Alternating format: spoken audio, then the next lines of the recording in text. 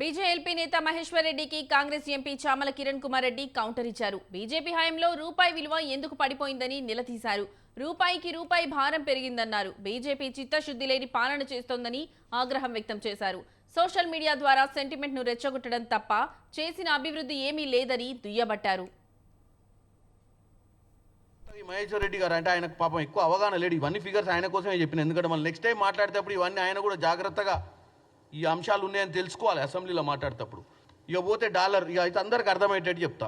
Dollar rate, ఎందుకంటే మిగతా చాలా ఉన్నాయి. రైల్వేస్ గురించి మాట్లాడవచ్చు, మన దగ్గర మెట్రో గురించి మాట్లాడవచ్చు. బీజేపీ వాళ్ళు ఏం చేశారు అవన్నీ చెప్తే గంట 2 గంటలు పడుతుంది ప్రెస్ మీటు.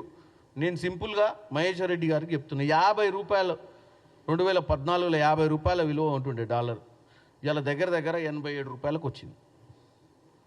ఎందుకు వచ్చింది మరి? విశ్వగురు నరేంద్ర మోడీ గారి పాలనలా బ్రహ్మాండంగా ఆర్థికంగా ఎదుగుతున్న భారతదేశంలో ఈ సంక్షోభం ఎందుకు వస్తుంది? ఈరోజు పిల్లలు పోయి విదేశాలలో చదువుకుందామంటే ఎంత భారం? 50, ఒకప్పుడు రూపాయికి రూపాయి భారం పెరిగింది. విదేశీ వస్తువులను ఇంపోర్ట్ చేసుకుందామంటే ట్యాక్స్ల భారం పెరుగుతుంది. మన బయటికి పంపిద్దామనే ఆలోచన మనకు చేద్దామంటే మేక్ ఇన్ ఇండియా కాన్సెప్ట్ వీళ్ళు పెట్టింది. సరే, మేక్ ఇన్ ఇండియాకే సరిపోవట్లేదు. అది చిత్తశుద్ధి లేని పాలన చేస్తుంది బీజేపీ. బీజేపీకి చిత్తశుద్ధి లేదనే విషయాన్ని వాస్తవంగా ప్రజలు ఆలోచిస్తే అర్థమైంది.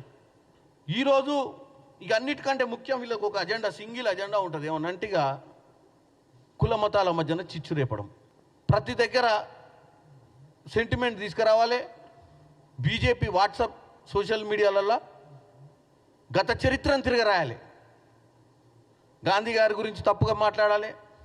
గత చరిత్రలో ఉన్నటువంటి ముఖ్య నాయకులు నెహ్రూ గారి గురించి తప్పుడు ప్రచారం చేయాలి. ఈ కొత్త యువతరాన్ని తప్పుతో పట్టించి వాళ్ళు అసలు ఏం చేయలేదు, దోసుకొని పేరు మేమే మీకోసం పనిచేస్తున్నామని ఒక హైపు. ఈ హైప్ని మరి ఈరోజు మహేశ్వర్ రెడ్డి గారు ఇక్కడ 8 మందో 9 మంది, ఎంతమంది 8 మందే కదా ఎమ్మెల్యేలు ఉంది. ఈ 8 మంది ఎమ్మెల్యేలకు నాయకత్వం వహిస్తున్నటువంటి మహేశ్వర్ రెడ్డి గారు తెలంగాణ ప్రజలకు